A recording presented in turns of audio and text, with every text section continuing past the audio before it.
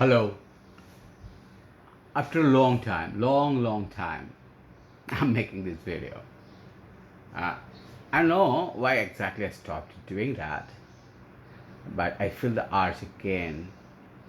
As you know, I speak about education, education in general, education science, teaching, learning, anything related to it. And I am also uh, an English teacher, English language and English literature teacher. So today, in this short video, I want to give my idea to my dear colleagues who are in education as teachers, instructors, uh, leaders, educational leaders. So I can title the video like 10 tips to motivate students. Student motivation in learning uh, has globally gone down. And it's not the fault of the students only, it's the time and they are growing up, the surroundings, the conditions that we have created for them in family, in communities, in social interactions. Okay, let's jump into my 10 tips. My tip number one, uh, uh, you build a strong relationship with the children. That relationship should be based on mutual respect, empathy. If students know you love them, you want what is good for them, and you are there when they fail or they make any mistake, uh, you can build this relationship. And that is my first tip to motivate students. Tip two, set clear and achievable goals. Yes, if you are in charge of a course for a year or for a shorter period, if you can clearly communicate what exactly they are going to learn, what skill sets they are exactly going to muster after the course, and how that will affect their long-term study goal or career goal, I think you have done a great job. So you have to set clear, specific goals to keep students motivated or to motivate them in the first place. Uh, the next point is whatever we teach them, we have to make them relevant to themselves, their age, their uh, expectations, and at the same time, the life they are going to live uh, after they are done with their education. So when we can successfully prove what we are doing together in the classroom or any learning space, uh, they will be helpful for them for what they will be doing later in their careers. So making the lessons relevant to the students is a great way to keep them motivated, to make them motivated. My next tip will be give students voice and choice. By which I mean, let's make the learning process democratic. Let's have their say while designing the curriculum. We can talk to them, ask about their expectations. Of course, they are no experts. Probably what we say will stand, but they will feel included. They will feel, they will own the curriculum that we are throwing at them. And choice, yes. Sometimes we are too strict in assigning tasks, be it homework, projects. Uh, we can be flexible. For example, if you're a language teacher and you are teaching them descriptive writing, you can give them more than one topic. You can give them two, three. One student comes up, sir, I visited an exquisite place. I was fascinated by it. Sir, can I write about it? Why not? Because our purpose is to teach them writing descriptive creative work, and uh, yes, if they like something they will produce a very good piece of work. So this point was, we should give them voice in the learning process and choice in the learning process. The next tip that, I'm sorry, I missed my glasses and I'm going through uh, a written draft, so sorry for this. Should I call it unprofessionalism? Yeah, let's call a spade a spade. Uh, my next point is, in fact, next tip is, mm, celebrate efforts, not just results. Yes, in academia, we are too much result oriented. That makes us too much exam oriented, and learning, real learning, deep learning, and teaching as such, often not the focal point. So, when a child tries hard and succeeds to a certain level, let's celebrate that.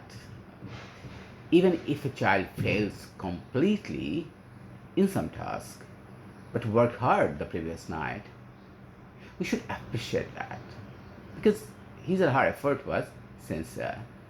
And honestly, failure is just a myth. Nobody fails in anything. They're just experiences that help us learn and grow. Okay, my next tip is, use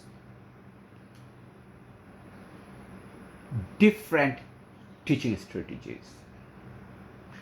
Yes, we who are in this teaching business, we know children learn differently. Some are visual learners. You give them pictures, graphs, things. Some are very good at listening. They listen to everything, every sound you make, every idea that you utter. And some are good at hands-on work. And now, teaching strategies and teaching strategies are many. Oftentimes, teachers are too busy using one method, the lecture method. We are lecturing, children are learning. We hope they are learning. In fact, they are listening, and one-way traffic going on. It, it's sometimes boring. It takes the authority or agency away from the majority of the people that make up the class, the students. So if one method is not working well, we can try another, we can mix up, all right? And we will always try how to include all of my children in the class. So that's it. So we should try different strategies, and over a period of time we'll get to know a class well, and we will understand which methods work, which one works best, or the mixture of which two or three can help all of them. My next tip will be,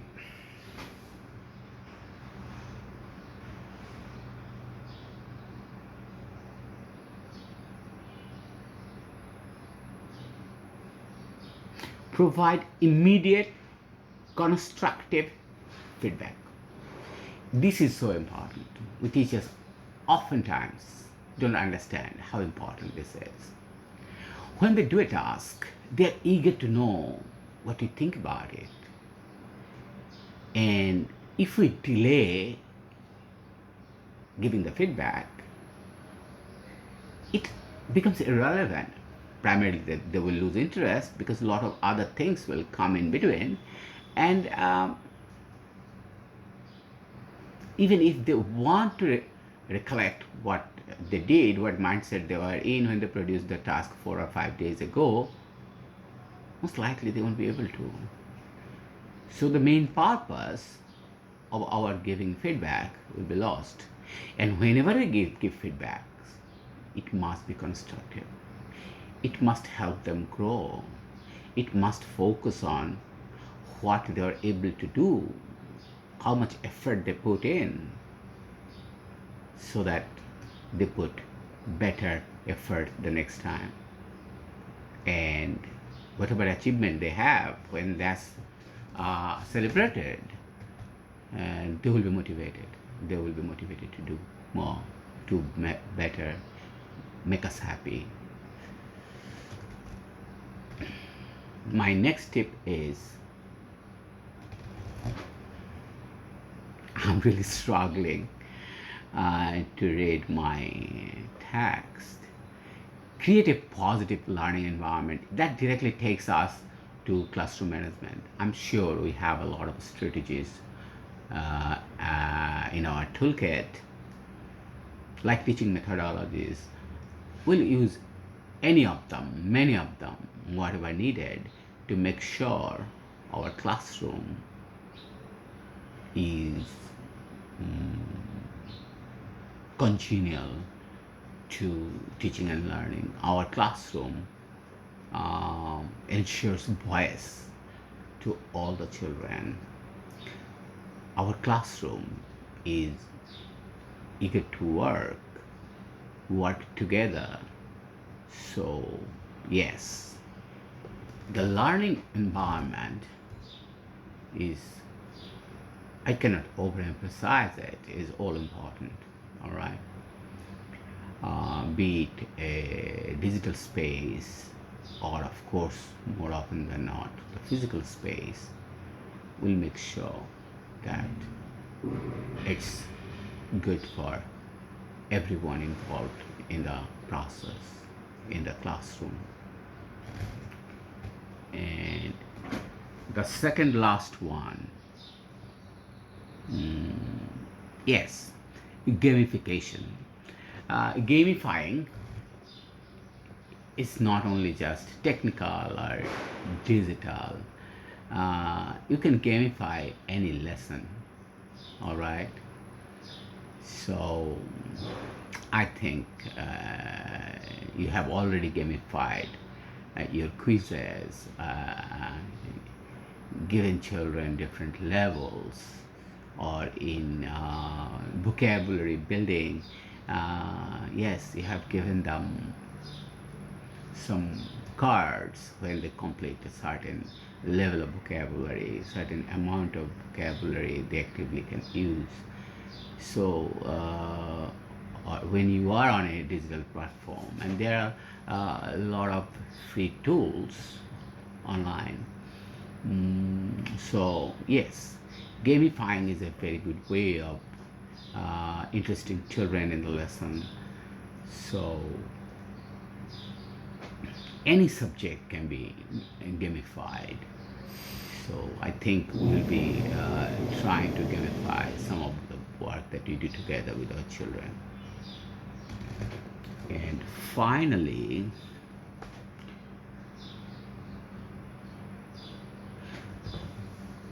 we have to model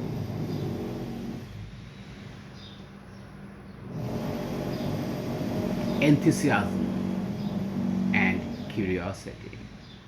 We have to model what we want our children to do. It's not only about motivation, about learning, it is also about other things to young children. teachers are supposed to be their role models. They look up to the teachers. Sometimes they place teachers' position higher than their own parents, who otherwise might be wiser or more expert than the teacher in a particular field, but they will argue with their parents saying, oh, my teacher said that, my, my miss said that, so that has to be true. So that power gives us also responsibility, responsibility to be the model that we want them to become or follow. So, for example, when you have learned something new and you are meeting a class that can relate to that and that will be helpful for that, you can start the next class giving a couple of minutes to show the enthusiasm. Listen, what I have learned, I think you will love it. And they do love it, and then they are also inspired to learn things on their own. And their curiosity to learn, that also inspires them. So that's it.